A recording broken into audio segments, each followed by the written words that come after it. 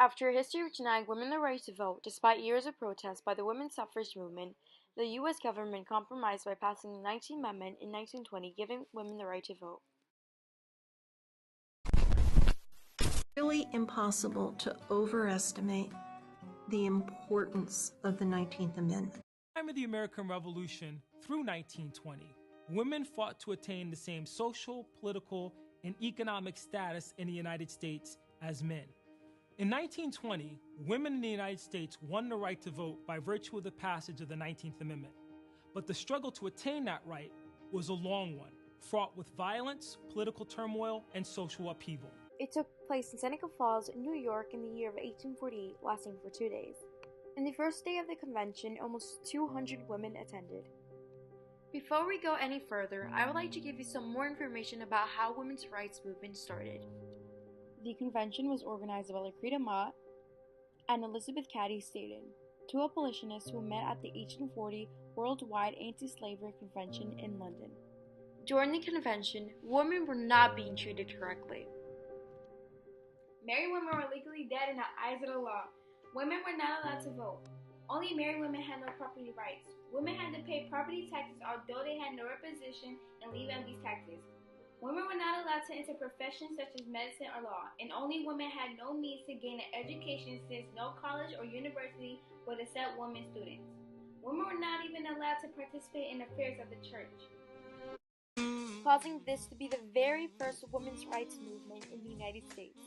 Now, let's go back and talk about women's suffrage movement. The suffrage movement leaders were Susan B. Anthony, Lucretia Mott, Sojourner Truth, Alice Paul, Elizabeth Cady Stanton, Carrie Chapman, and finally, Lucy Stone. This movement was for women to get the right to vote and to also have the chance to run for office, and is an overall part of the women's rights movement. A convention to discuss the social, civil, and religious condition and rights of women will be held in Wesleyan Chapel at Seneca Falls, New York, on Wednesday and Thursday, the 19th and 20th of July current, commencing at 10 o'clock a.m. During the first day of the meeting will be exclusively for women who are earnestly invited to attend. The public generously are invited to present on the second day when Lucretia Mott of Philadelphia and other ladies and gentlemen will address the convention.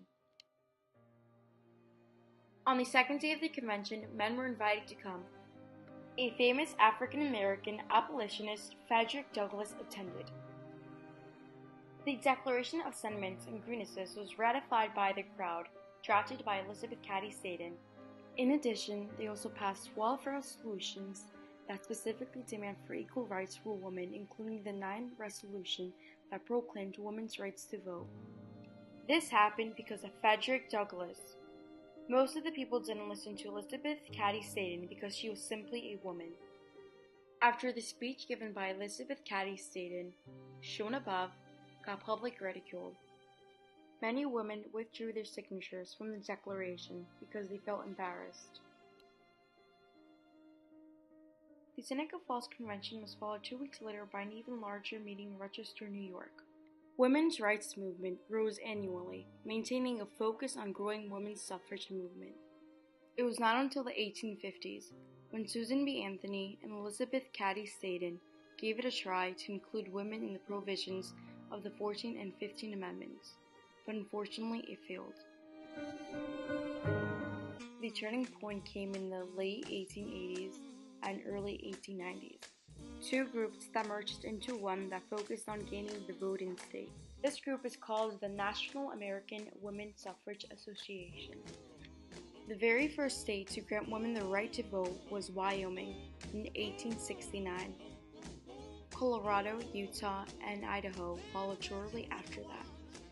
It was not until after the war, however, that the measure finally cleared Congress with the House, again voting its approval by a wide margin on May 21, 1919, and the Senate occurring on June 14, 1919. A year later, on 1920, the 19th Amendment was finally ratified, giving women full voting rights, after Tennessee became the 36th state to approve it. Here's a short video clip from a movie called Iron Jawed Angels. National Woman's Party is composed entirely of women and does not align itself officially or unofficially with any existing political party. The NWP does not put forth a candidate for election. We are a single platform party dedicated to the passage of the following constitutional amendment. The right of citizens of the United States to vote shall not be denied or abridged by the United States or any state on account of sex. We pledge unceasing opposition to any and all political candidates who refuse to support this amendment. And in the matter of foreign trade, the economy demands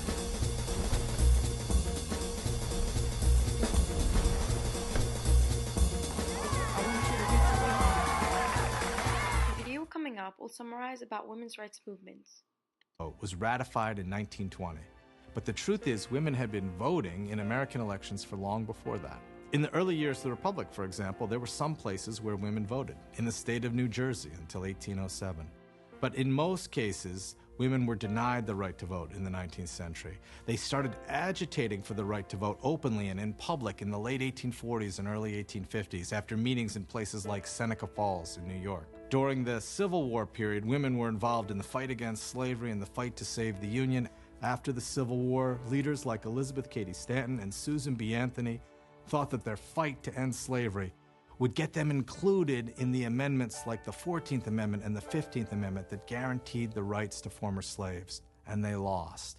It was a devastating blow to their cause, and so they reorganized themselves in a long campaign for suffrage. Sometimes they did this on a state-by-state or territory-by-territory basis, especially effective out west. Then there were women led by Susan B. Anthony and Elizabeth Cady Stanton who organized the National Women's Suffrage Association. They were fighting to change the Constitution. Sometimes they fought in the courts. They actually tried to vote. Susan B. Anthony got herself arrested at one point doing that. Ultimately, these fights converged at the beginning of the 20th century and during the era of World War I. There was a serious campaign to try to change the Constitution. They had what they called silent sentinels posted outside the White House with protest signs. Those silent sentinels were arrested by municipal authorities and imprisoned. It was a stark moment in the history of women's rights, women being imprisoned and in some cases force-fed. Eventually, women gained the right to vote in states like New York. They convinced Woodrow Wilson to support women's suffrage, and finally, by 1919, the Congress had endorsed, after much struggle, this proposed amendment to the U.S. Constitution.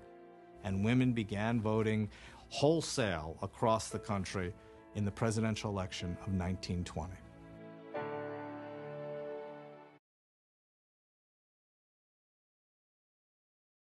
In the election of 1920, 35 through 46% of women voted. In the election of 1920, women were finally allowed to vote. As Catherine Lewis said, "I remember my dad telling me, 'I can't believe the first woman vote is also the first time you will vote.' He was excited, and so was I. He took me to the polls and told everyone about it. Males threatened their wives if they voted by leaving them. Women voted for James Cox, which was in democracy. Men who were against the 19th Amendment voted for Warren G., who was a Republican. Calvin Coolidge, the vice president, wanted things to go back to normal.